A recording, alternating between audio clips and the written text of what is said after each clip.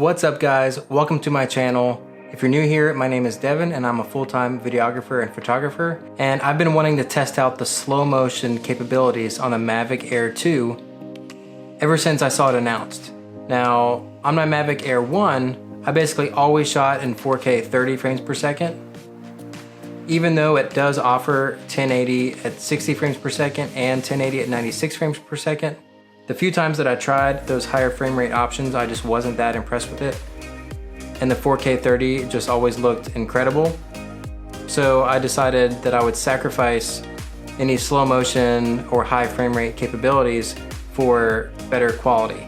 Plus, since I was shooting at 4K 30 frames per second, I would always edit on a 24 frame timeline, which allowed for about a 20% decrease in speed. But now with the Mavic Air 2 shooting at not only 4K 60 frames per second, which looks awesome by the way, you can check out one of my other videos where I show some 4K 60 cinematic looking footage, but it also shoots 1080 120 frames per second as well as 1080 240 frames per second, which is really slow. Now GoPro and some other action cameras have been offering 4K 60 frames per second and 1080 up to 240 frames per second, and this actually does 2.7K and 120 frames per second, which is pretty legit. I kind of wish they did that on the Mavic Air 2, but that's okay. But I knew that it was only a matter of time before they were going to roll that technology into consumer and prosumer level drone camera systems. But before we get into the slow motion clips, I have had a lot of questions asking me about higher frame rates and editing on a 24 frame timeline and how I don't get jitters and all that stuff. I won't go too far into this in this video. I'll try to explain it quickly here. Maybe I'll go more in depth in another video. But real quick, most movies and shows are shown at 24, 25, or 30 frames per second. And you're seeing that in real time, so it looks natural. So let's talk about 24 frames per second. 1 second of video has 24 frames of still images, making that clip into a motion picture. You can shoot higher frame rates like 60 frames per second in that same second, and now you have more than double your frames in the same amount of time. If you just drop that onto your 24 frame timeline, then yeah, it'll probably look a little funky, frames might get dropped, and it could look jittery. But if you conform and interpret your 60 frames per second footage to your 24 frame timeline, it's now all matched up, and it's turned your 1 second of footage into 2.5 seconds, which is considered slow motion. So the more frames, the more slow the video is gonna be when editing on a 24 frame timeline. So like I said, I've been wanting to try out the slow motion capabilities other than me just running through a field or in the driveway, but I wanted to try it in a more practical situation. So we hit the lake and we did some wakeboarding and some wake surfing to give the high frame rate options on the Mavic Air 2 a test. Let's check it out.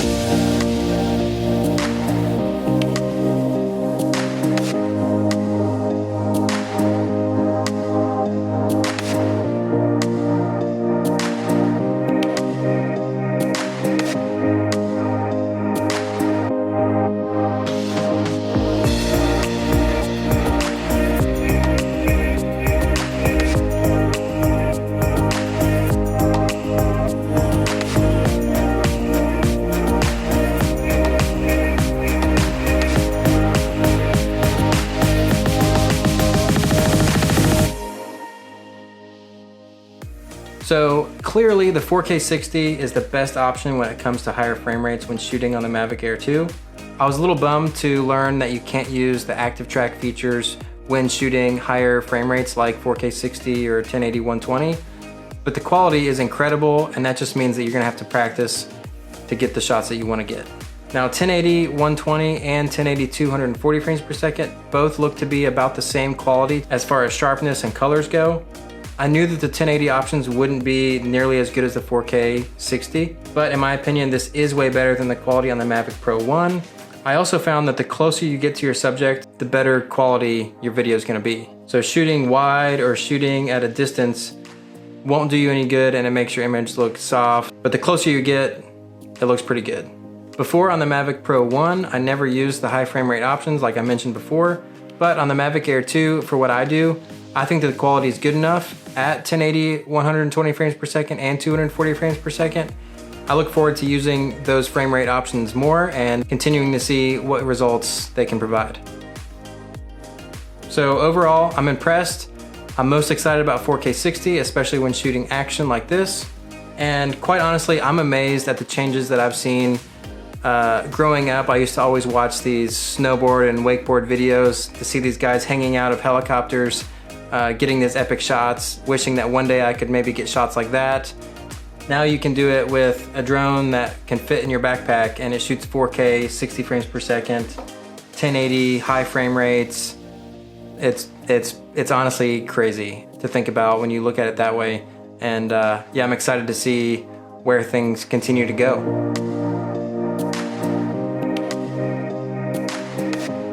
Well, that's it for this video, guys. I hope you enjoyed. If you did, leave this video a thumbs up, subscribe to my channel, and I will see you guys in another video.